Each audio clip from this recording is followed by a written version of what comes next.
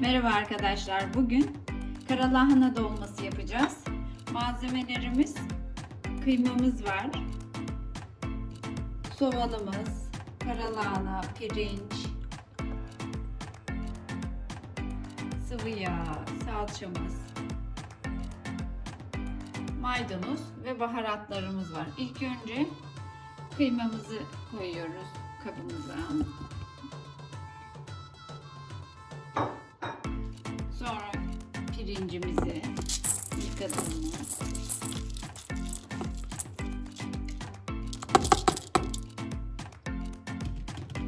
soğanımızı,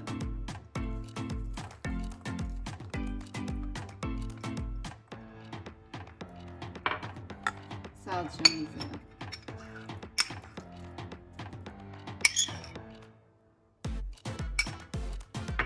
maydanozumuzu, baharatlarımızı, tuz, karabiber, pul biber, kuru nanemiz var. Biraz da sıvı yağ döküyoruz. Biraz da suyumuz var. Karıştırıyoruz malzemelerimizi.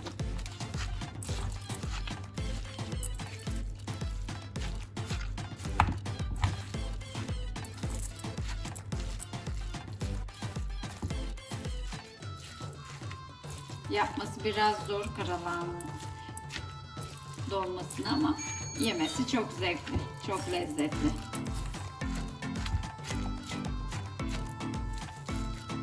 Ben bu arada karalahanalarımızı haşladım 10 dakika. Lahanalarımız çok güzeldi, küçük küçük.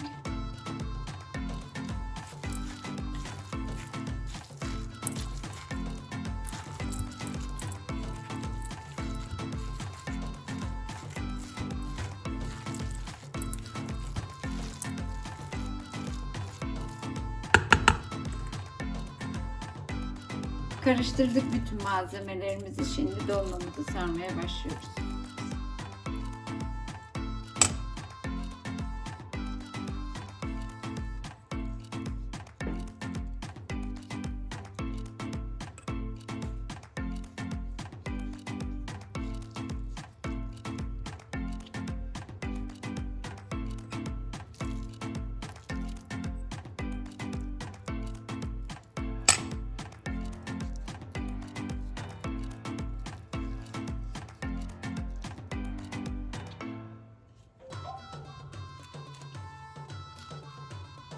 Biraz şu damarlı olanları alıyorum. İkiye bölüyorum.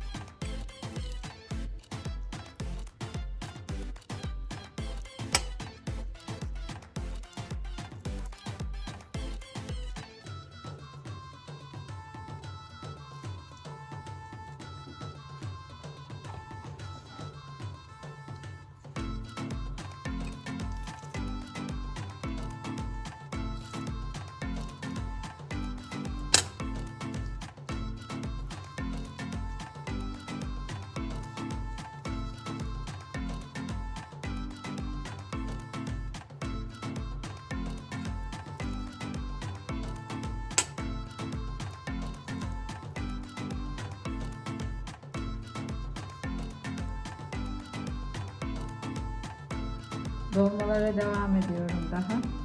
Çok az kaldı. Biraz uğraştırıyor ama lezzetli oluyor.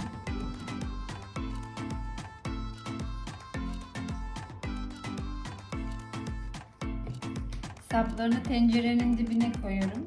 Dolma biraz dibi tutmasın diye.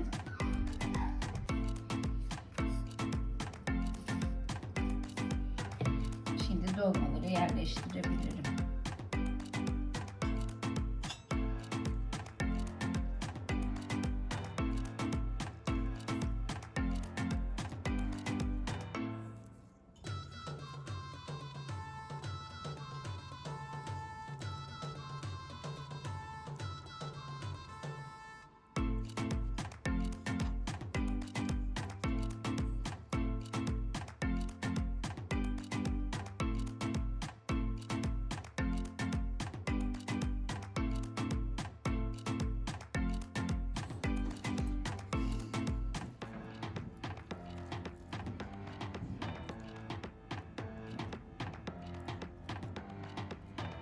Dolmalarımızı tencereye yerleştirdikten sonra salçalı su yapacağız. Biraz da üzerine sıvı yağ gezip pişirmeye bırakacağız.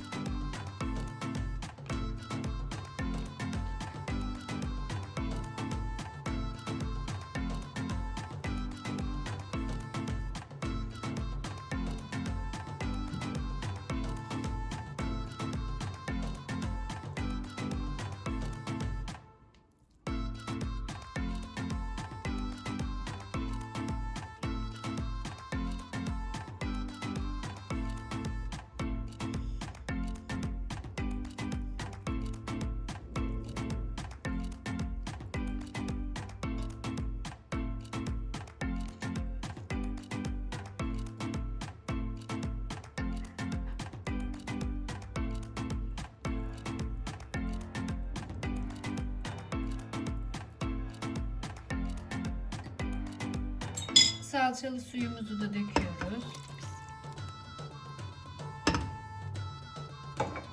Biraz da sıvı yağ döküp ağzını kapatıyoruz. Pişmeye hazırdır.